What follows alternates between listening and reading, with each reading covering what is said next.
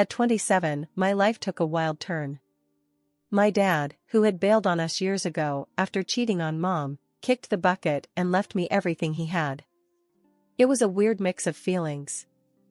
I was sad about losing him, but let's be honest, we weren't close. And then, there was this whole becoming rich overnight thing. I inherited a bunch of shares in a famous company. It was like out of nowhere, I could actually think about doing anything I wanted. Mom was on edge about it though. One evening, as we sat in our old kitchen, she said, "Be careful, Olivia. Now that you're loaded, you'll see how many leeches come sniffing around." I just laughed it off. "Mom, come on. I can handle a few gold diggers." Then I met Mark. He was just a regular clerk at the property agency, where I was trying to untangle the mess of inheriting Dad's estate. The place was always packed, but Mark stood out with his straightforward charm and an easy smile that seemed to simplify everything. "Looks like you've got quite the stack there. Need a hand?" he offered, pointing at my pile of papers. "Would love some help, thanks. Feels like I'm drowning in paperwork," I admitted. As he sifted through the forms, he kept the conversation light. "So, inheriting a fortune, huh? Bet that's a lot to take in." "You have no idea. It's a lot all at once," I said, feeling a bit more at ease. We ended up chatting more each time I was there. It wasn't just about the will or the shares, we connected over simple things, like our favorite movies and where we liked to hang out on weekends. He was easygoing and had this knack for making me laugh when I least expected it. After a few weeks, he asked me out. Just casual drinks at a dive bar we both liked. "So, how about we take this discussion outside of these boring walls? Grab a beer with me?" he suggested with a grin. I agreed without hesitation. It felt right. Our dates turned into something more serious pretty quickly, and before I knew it, we were talking about a future together. One lazy evening, while we were sharing a pizza at my place, he turned to me and said, "Liv, I've been thinking. Why don't we make this official? Marry me?" His proposal was just like him, no dramatics, just straight to the point. I almost choked on my slice from laughing so hard, then I said, "Yeah, why not?" Planning the wedding was straightforward. We wanted something simple, something that felt true to who we were. We talked about what we loved, finding out we both preferred a small ceremony with just close friends and family around. As we planned our life together, we realized how much we had in common. We both dreamt of starting our own business, using my inheritance as a stepping stone. Mark was full of ideas, always sketching out plans on napkins or the back of receipts. "Think about it, Liv. We could build something great, something just ours," he'd say, his eyes lighting up with every new idea. "Yeah, I love that. Building our future, together," I'd reply, equally caught up in the excitement. We spent nights talking about the possibilities, from the type of business we could start to the places we might travel. Our life was laid out before us, a map of dreams and shared ambitions. Before we got married, he suggested we should use the inheritance from my dad, those shares I got, to kickstart our own thing. It felt right, you know? Building something from scratch together. I was all in, but I figured I should run it by Mom first. I remember sitting in her old, cozy kitchen, the one with yellow wallpaper that's seen better days. I spilled the beans about using the inheritance as startup capital. Mom's face got all serious, like it does when she's about to drop some heavy advice. "Olivia, you gotta protect yourself. Get a prenup," she insisted, stirring her coffee slowly. "Make sure it says if one of you cheats and bails, they lose their share in the business." I frowned, kinda taken aback. "Mom, why bring up cheating? I trust Mark. We're not gonna screw each other over." She sighed, the sound heavy with old hurts. "I'm just saying, Olivia, because of what your father did to me. It's not about trust, it's about being smart." I felt a sting at that, realizing maybe she had a point. I didn't want to think about it, but arguing felt wrong. "Sorry, Mom. I guess you're right," I murmured, feeling that knot in my gut loosen a bit. When I told Mark about the prenup, he wasn't thrilled.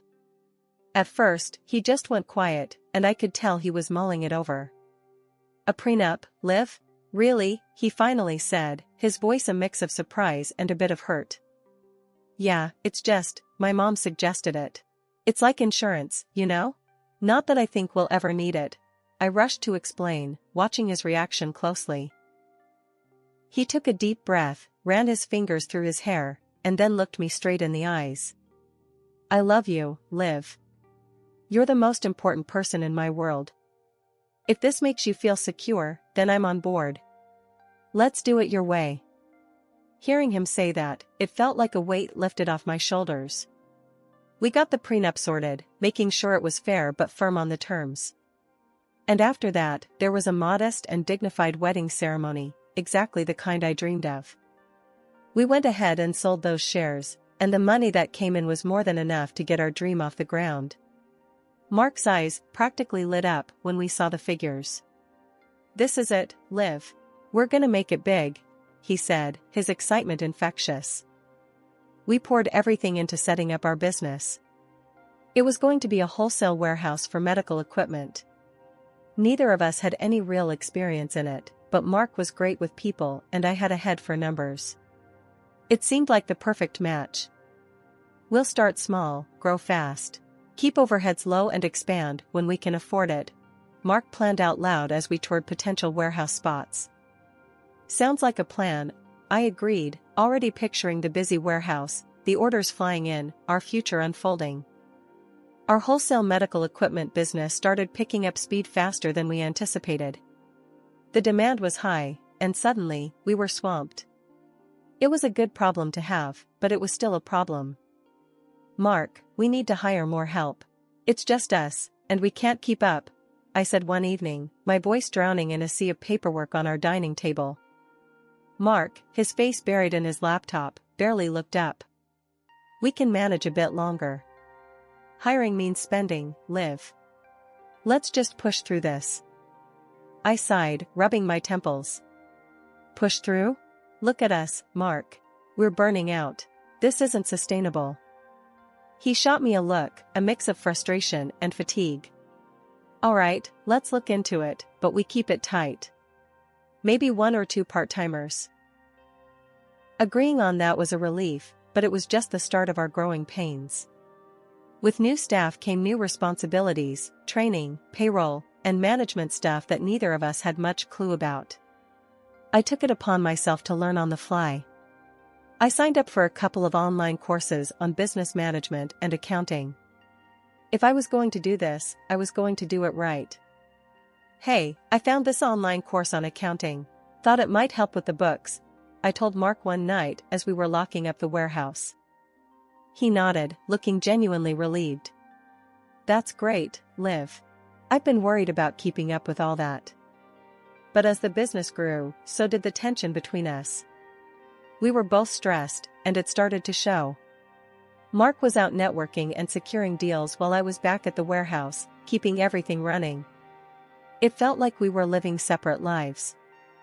One particularly rough day, I snapped. You're always out there, schmoozing and having a grand old time, while I'm stuck here sorting out mess after mess. Mark's face hardened. Schmoozing? You think I enjoy this? This is for us, for the business, Liv. It doesn't feel like us anymore, Mark. It feels like you and me, separately. I shot back, my voice cracking a bit from the stress. We both cooled down eventually, but it was clear we needed to make some changes. We decided to start scheduling regular meetings to sync up, discuss what was happening in both sides of the business, and just reconnect as a couple, not just business partners. Let's try to not talk shop during dinner, okay? Just us, no business talk, Mark suggested during one of our first attempts to balance work and life. I agreed, more than ready to find some normalcy again. Deal. And maybe we can actually take a day off together soon? Like a real day off? As we implemented these small changes, things started to improve. The business was still demanding, but managing our roles and stress became a bit easier. It was a learning curve, dealing with the growth of our business and the strains it put on us. As our business grew, so did the workload. I was buried in the day-to-day operations, managing everything from inventory to customer complaints. It was non-stop, and all that stress, coupled with too many quick meals eaten at my desk, meant I started putting on weight. My once casual jeans became a struggle to zip up, and I barely recognized the woman staring back at me in the mirror. It wasn't just the physical changes, I felt myself wearing down, losing that spark I used to have. Mark, on the other hand, spent his days schmoozing with trading partners. It was all about networking for him, building relationships that would benefit our business. But as he threw himself more and more into that part of the job, I felt him drifting away. He started coming home late, his reasons vague, his explanations hurried. Just had to wrap up with a client, or got caught up at the office, he'd say. It was happening too often, and it didn't sit right with me. One evening, with the party of one of our biggest suppliers just around the corner, Mark dropped a bombshell that left me reeling.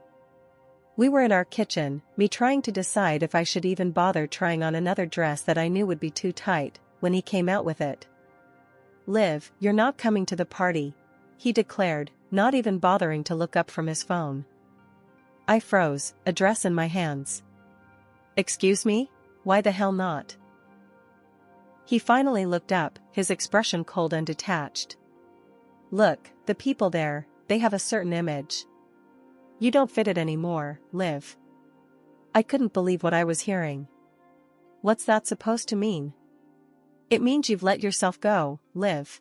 You don't look the part, and I can't have you standing next to me tonight.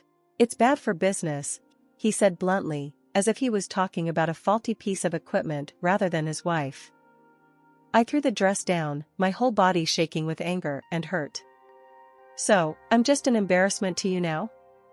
Is that it?" He shrugged, his indifference like a slap in the face. "I'm thinking about the business." "That's what you should be doing instead of getting upset over a party." The words stung, and I could feel tears prickling at the back of my eyes, but I fought them back. "You go to your precious party, Mark. Don't worry about me." He left without another word, and I spent the night alone, the silence of the house echoing around me like a mockery. The more I thought about it, the more it hurt. Was this what our marriage had come to? Was the business all he cared about now? When he came back, it was late. I was sitting in the living room, the lights off, just waiting. I needed to understand why he thought it was okay to treat me like this. "How was the party?" I asked, my voice steady, despite the turmoil inside. "It was fine. Got some promising leads," he replied casually, as if nothing had happened. "That's good," I said, keeping my voice calm. "And was it worth it? Making your wife feel like garbage?" He sighed, rubbing his temples. "Look, Liv, this is how these things work. You wouldn't understand. It's all about appearances." "Appearances. Right," I said, the bitterness in my voice unmistakable. "So, our marriage is just another business deal to you now?" He didn't answer, just mumbled something about being tired and headed to bed. The fallout from that dreadful party night seemed to linger around the house like a thick fog, choking out any warmth we had left. Quarrels with Mark became the new norm. He started picking at everything about me, my weight, my few wrinkles, even how I dressed. "You going to wear that old thing again?" he'd sneer, or, "Guess we're not the young couple we used to be, huh?" I tried to brush off these jabs, but it was clear something had shifted. Mark started avoiding me, not just when we were out, but at home too. It stung more than I wanted to admit. Things got so bad that he even moved out of our bedroom, claiming he needed space to think. Then, one evening, he came home in one of his moods and tossed a gym membership card into my lap. "Here, thought you might want to actually use one of these for a change," he said, his voice dripping with disdain. I looked up at him, hurt by his blunt words. "Mark, you know how swamped I am with the business. After a long day, I just want to relax, not spend hours at the gym." His face twisted into a scowl. "Relax? Is that what you call sitting around? Maybe if you took care of yourself, I wouldn't have to avoid bringing you along to meet clients." His words hit like a slap. Calling me lazy and fat, really? That's low, even for you. I shot back, my voice shaky with a mix of anger and humiliation. Mark just shrugged, his disdain apparent. If the shoe fits, he muttered, before turning to head to his room. That night, as I lay alone in our big, empty bed, his words echoed in my head. I had never felt so low, so unattractive. It wasn't just the business that was between us now, it was this growing, gnawing gap where respect used to live. His absences became more frequent. Nights where he didn't come home at all became common. Each time I questioned him, he'd snap at me. It's none of your business where I am. His coldness was slicing through me, day by day. The man I had married, who used to laugh and dream with me, was turning into a stranger, one who seemed to disdain every part of me. It was a regular Saturday evening. I'd made dinner, hoping maybe we could just have a peaceful meal for once, but the tension between us was like a thick cloud, impossible to ignore. I decided it was time to address the elephant in the room. Mark, we need to talk. This isn't working anymore, I said, my voice steady but my hands trembling slightly as I set down my fork. He looked up from his plate, his expression darkening. What are you talking about? I think we should get a divorce. We can split the business 50-50 and go our separate ways, I suggested, trying to keep my voice calm. Mark slammed his hand on the table, making the plates clatter. Divorce? Split the business? You must be out of your mind. I built this business. Everything we have is because of my hard work. You're not taking half of it. His fury was like nothing I had seen before. He leaned in, his face twisted with anger. I will hire the best lawyers and take every last cent from you if I have to. You're not getting anything. I recoiled from his harshness, feeling a mixture of fear and shock. Mark, please. Don't you dare, please me, you scary, lazy fat woman. Don't bother me anymore and get out of my house, he yelled, his voice echoing off the walls. Tears welled up in my eyes, and I couldn't hold them back. I rushed to the bathroom to wash my face, trying to calm down. That's when I noticed Mark's phone on the counter. It buzzed with a new message, and without thinking, I picked it up. The message on the screen was from someone named Jesse, full of heart emojis. I love you so much, can't wait to see you again, it read. My heart pounded as I typed in his password, his birthday, easy to remember, and opened his messages. The texts I found were like daggers. Love notes, plans for a getaway, selfies of them together, and even a message thanking him for the new car he'd bought her. I felt sick to my stomach, not just from the betrayal, but from the sheer audacity of his deceit. But as I scrolled through more messages, something within me snapped. No longer was I just the heartbroken wife, I was now a woman scorned, fueled by a cold, calculating anger. I made copies of everything, photos, texts, receipts for the car. Anything that could help me in the coming storm. Then, carefully, I replaced his phone exactly where he'd left it. When I walked out of that bathroom, I was a different person. I didn't confront Mark. I didn't break down again. I simply went back to the table, cleared the dishes, and planned my next move in silence. He suspected nothing, still consumed by his own rage and arrogance. The very next day, I went to our office early, before anyone else could arrive. My mind was set, I needed to gather all the evidence before I could make my next move. I started with the financial documents and company accounts, meticulously checking each entry to piece together how Mark managed his deceit. It didn't take long before I found what I was looking for, a record of the car he purchased for his mistress. The amount and the date were all clearly listed, right there in our business expenditures. It was more than just a betrayal, it was embezzlement. Armed with copies of every incriminating document, I left the office feeling a mix of dread and determination. Sitting in the lawyer's office later that morning, I laid out everything. He's been unfaithful, and I have proof. Texts, pictures, even a receipt for a car he bought for his mistress, I said, handing over the copies I'd made. The lawyer looked over the documents, her expression unreadable. This is good. With the prenup and this evidence, we have a strong case. He won't see what hit him. I nodded, the reality of the situation settling in. I want to keep the business. It's not just his, I've worked too hard to let it go. We'll make sure of it, she assured me, her confidence reassuring. Armed with legal advice, I returned home to face Mark. He was in the living room, scrolling through his phone, oblivious to the storm coming his way. We need to talk, I said, standing at the entrance, my resolve firm. He looked up, annoyance flickering across his face. What now, Liv? I've seen the texts, Mark. I know about Jesse, I stated flatly, watching his face change from annoyance to shock. What are you talking about? He stammered, putting down his phone. Don't bother denying it. I've got all the proof I need. And I've seen a lawyer, I continued, my voice cold. Mark got up, his demeanor shifting to one of anger. You went through my phone?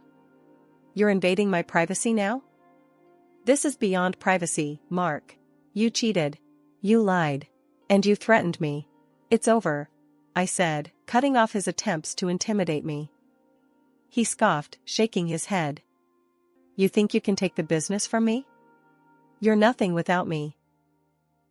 That's where you're wrong. I'm everything I need to be. And I have enough to prove your infidelity, which, thanks to our prenup, means I get the business. I shot back, my confidence growing with every word. Mark was silent for a moment, his face a mix of anger and disbelief. You won't get away with this. I already have, Mark. I'm 2 steps ahead. And I'm taking what I deserve, I said, feeling a strange mix of triumph and sadness. By the time our court date rolled around, I was ready. Mark tried to fight, but the evidence was overwhelming.